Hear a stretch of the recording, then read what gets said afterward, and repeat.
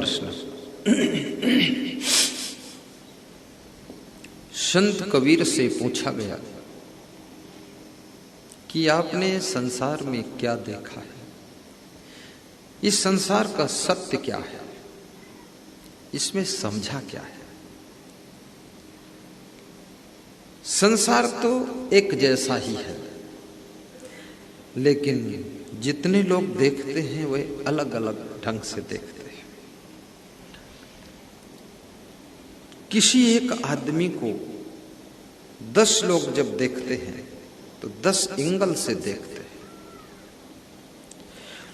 और जैसे हीरा हर एंगल से सुंदर होता है, ऐसे कुछ आदमी भी ऐसे होते हैं जो हर एंगल से ही सुंदर होते हैं। किसी तरफ से देख लो, उनका स्वभाव देख लो, सुंदर है, चरित्र बहुत सुंदर है, वाणी बहुत सुंदर है, और उनके कर्म बहुत सुंदर है, और उनका व्यवहार क्या पूछना, जादू है। तो कुछ लोग धरती पर ऐसे होते हैं नर नारी जो हर एंगल से सुंदर होते हैं,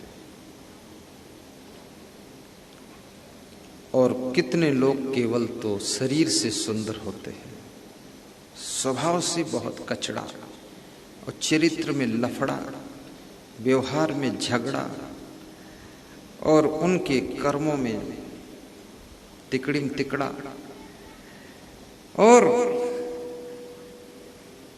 उनकी वाणी में तो पूरी बाण चल रही है। खाली शरीर सुंदर है, बिल्कुल हीरो हीरोइन जैसे बनकर बैठे हैं। तुम देखते हो, कहते हो अरे क्या सुंदर है। और संसार का जीव ज्यादातर बाहरी सुंदरता को देखकर मोहित हो जाता है। ये भी बड़ी विचित्र बात है। जैसे पतंगा दीपक को जलता हुआ देख करके मोहित होकर के उसमें घुस पड़ता है, लेकिन उसको ये पता नहीं है कि इसमें घुसने के बाद खैर कुशल रहेगी कि नहीं। और ज्यों ही घुसता है, दीपक उसके पंख को जला देता है, तड़फड़ा कर नीचे गिरता है, छटपटाता है, लेकिन मूर्ख इतना है फिर उसी दीपक में घसीट कर जाता है, घुस जाता है, जब तक वो मर नहीं जाता। ऐसे कितने लोगों की दशा है। ये संसार के माया मोह के दीपक में बार बार घुसते हैं और छटपटाते हैं, तड़पड़ाते हैं, लेकिन उधर से चित्त में वैराग्य नहीं पैदा होता है, बार बार उधर ही आकर्षित होते जाते हैं। बहुत बड़ा आकर्षण है। कबीर कहते हैं, इस दुनिया को मैंने जिस तरह से देखा है, देखते तो सभी हैं, लेकिन सब अलग अलग तरह से देखते हैं। जैसे मैं यहां पर बैठा हूं, आप सब लोग हमको देख रहे हैं और मैं आपको देख रहा हूं, लेकिन इसमें जितने लोग देख रहे हैं उतने तरीके से हमको देख रहे हैं। कुछ लोग कहते हैं महाराज का प्रवचन अच्छा है, आनंद आ जाता है।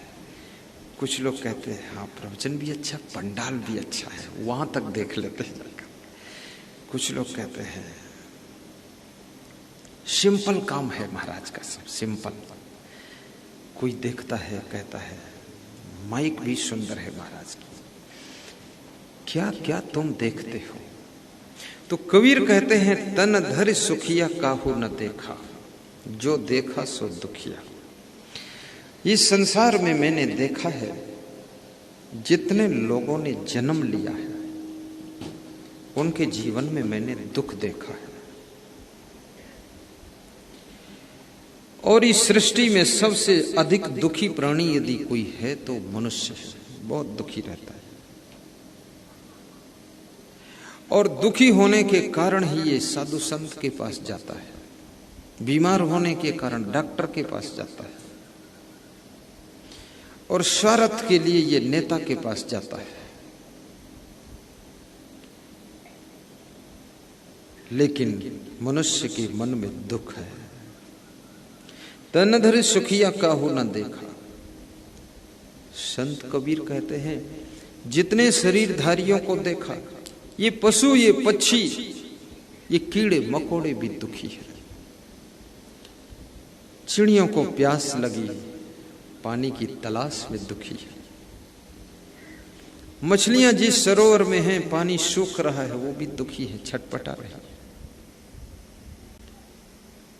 शेर भूखा है, बूढ़ा हो गया है, शिकार के पीछे दौड़ने की सामर्थ्य नहीं है, वो भी दुखी है भूख के कारण।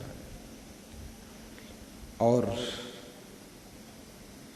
चिड़िया ने घोंसला बनाया, उसका घोंसला किसी ने नोच डाला, वो बहुत दुखी है कि बच्चे अंडे देने का समय आ गया 10 दिन के बाद, घोंसला बनाने में महीना भर लगा और तुमने उसको नोच कर फेंक दिया। चिड़िया बहुत टेंशन में आ गई, अब इतना जल्दी क्या करूं मैं, वो भी दुखी। मनुष्य भी दुखी है, क्योंकि जैसा तुम्हारा मन चाहता वैसा होता नहीं है। अनचाही होती है, मनचाही नहीं होती, तुम दुखी हो जाते हो।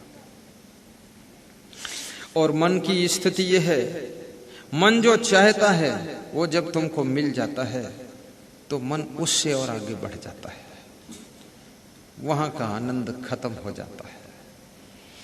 तुम चाहते थे जिस लड़की के साथ मेरा विवाह हो जाए, ये मेरी पत्नी बन जाए, कदाचित तुम्हारी प्रार्थना सुन ली गई और उसी के साथ विवाह हो गया। लेकिन जब विवाह नहीं हुआ था, केवल तुम चाहते थे विवाह हो जाए, उस समय जितना रस था उस बात में, अब विवाह होने के बाद रस कम होने लगा। 2-3 बच्चे हो गए तो रस बिल्कुल, बच्चों में रस चला गया, आप नीरस हो गए। फिर आप प्रार्थना करते हो इस पत्नी से छुटकारा भी दिलाओ प्रभु, तो भगवान भी हंसता है कि मुझे तूने समझा क्या है, एक बार कहता था मिला दे, अब कहता छुड़ा दे, ये क्या खेल है। जो चीज तुमको मिल जाती है उस चीज से तुम ऊबने लग जाते हो, और जो चीज नहीं मिलती है उसको पाने के लिए तुम प्रयत्नशील हो जाते हो, और जो मिल जाती है उसमें तुम्हारा रस खत्म हो जाता है। अंदर में थोड़ा विवेक पैदा करो, ज्ञान पैदा करो, ज्ञान गंगा नहा लो प्यारे मना। तुम्हारे पास में जो गाड़ी है उसका थोड़ा, जैसी भी गाड़ी है, नई है, पुरानी है, सेकंड हैंड है, फर्स्ट हैंड है, शोरूम से नई ले आए हो, ये 10 साल पुरानी है, याद रखना गाड़ी के प्रति यदि तुमको प्रेम है तो पुरानी गाड़ी में भी तुमको बहुत सुख लगेगा। और गाड़ी से यदि तुम्हारे अंदर नफरत आ गई कि ये बेकार है, ठीक नहीं है, तो गाड़ी में बैठोगे जरूर, लेकिन आनंद नहीं मिलेगा। एक बड़ी छोटी सी कहानी मैं आपको सुनाता हूं। एक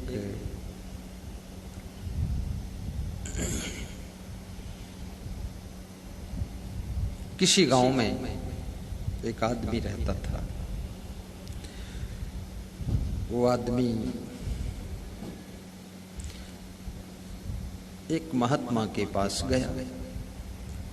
नदी के किनारे महात्मा जी रहते थे, और महात्मा जी से कहा कि मैं अपनी फैमिली से बहुत परेशान हूं, वाइफ से परेशान हूं,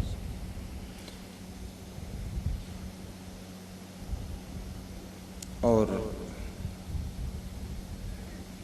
कुछ ऐसा आशीर्वाद दो कि दूसरी वाइफ मिल जाए और इस वाइफ से मेरी लाइफ छूट जाए। महात्मा समझदार था। सभी महात्मा समझदार नहीं होते, कोई कोई समझदार होते, और गृहस्थों में कोई कोई गृहस्थ बहुत गहरी समझ के होते हैं, और कितने कम उम्र में बच्चे भी बड़े समझदार होते हैं। और समझदारी की पहचान है हर परिस्थिति में आप अपना समाधान ढूंढ लें तो समझो आप समझदार हैं।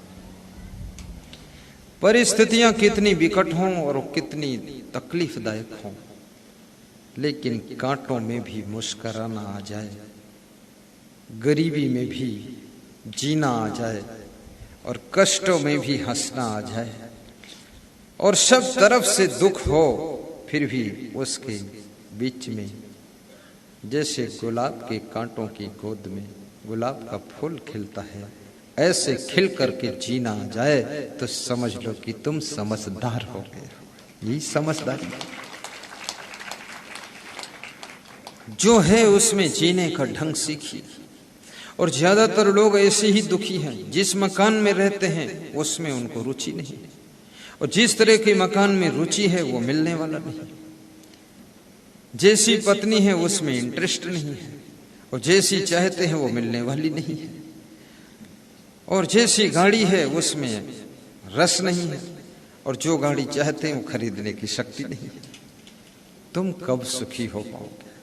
तो महात्मा से जब ऐसा कहा तो महात्मा ने उसको एक बात बताई, बड़ी अच्छी बात बताई। महात्मा ने कहा कि एक काम कर लो,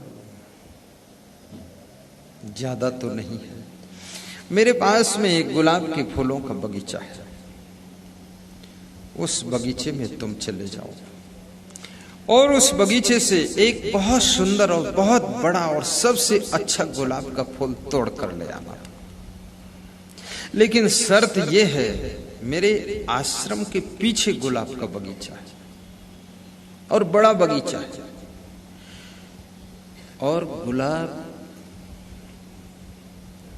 के बगीचे में जब प्रवेश करना तो शर्त है कि पीछे वापस लौटकर मत आना, और पूरे बगीचे में ढूंढ लो और देख लो और सबसे अच्छा गुलाब का फूल तोड़ के लो। और जहां पर बगीचा समाप्त होगा वहां बाउंड्री आ जाएगी, बाउंड्री के पास गेट आएगा और उस पीछे के गेट से ही बाहर निकल जाना, एग्जिट हो जाना। बोले ठीक है। बोले ऐसा नहीं कि वहां से पीछे लौटकर इधर आओ और फिर इधर का फूल तोड़ो, नहीं, इधर से देखते जाओ, जो पसंद है वो तोड़ लेना, और एक ही तोड़ना, एक ही लाना। जब वो गृहस्थ व्यक्ति गुलाब के बगीचे में प्रवेश किया, बड़ा खुश हुआ। कह रहे लाल गुलाब, पीले गुलाब, नीले गुलाब, काले गुलाब, सुंदर गुलाब, सफेद गुलाब, कई कलर के गुलाब, बड़े बड़े गुलाब के फूल। तो बगीचे के अंदर घुसता गया, घुसता गया, देखता गया, देखता गया और छांटता गया कि ये फूल अच्छा, ये फूल अच्छा। लेकिन मन होता गया, इससे भी और अच्छा मिलेगा, इससे भी और अच्छा मिलेगा। चलता चला गया, चलता चला गया, आखिरी में बाउंड्री आ गई और गेट आ गया। तो वहां पर क्या देखा उसने, छोटे छोटे गुलाब के फूल लगे हैं, थोड़े थोड़े सुस्त, सूखे सूखे। तो उसने कहा यहाँ तो फूल अच्छे नहीं है, और बाबा ने कहा है पीछे मुड़ के आना मत, और अच्छे अच्छे फूलों को छोड़ के इधर चला आया मैं। अब चलो पीछे जाना नहीं है तो इसी में से तोड़ लेते हैं। तो एक साधारण गुलाब का फूल तोड़ करके गेट से बाहर निकल गया और बहुत दूर से घूम करके मेन गेट से अंदर आया। महात्मा को फूल दिया हाथ में कि ये फूल ला। महात्मा ने कहा कि क्या गुलाब के बगीचे में इससे सुंदर फूल नहीं थे? बोले इससे तो बहुत ज्यादा सुंदर थे। बोले फिर उसको क्यों नहीं लाई?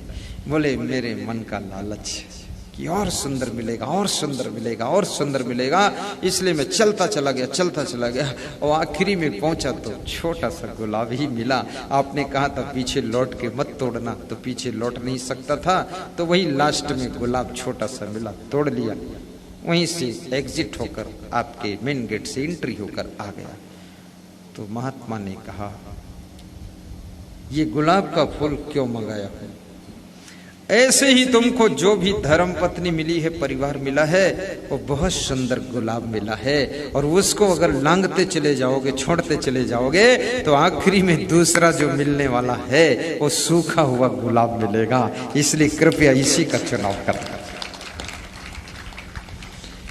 बहुत से लोगों की जिंदगी इसी कल्पना में बीत जाती है।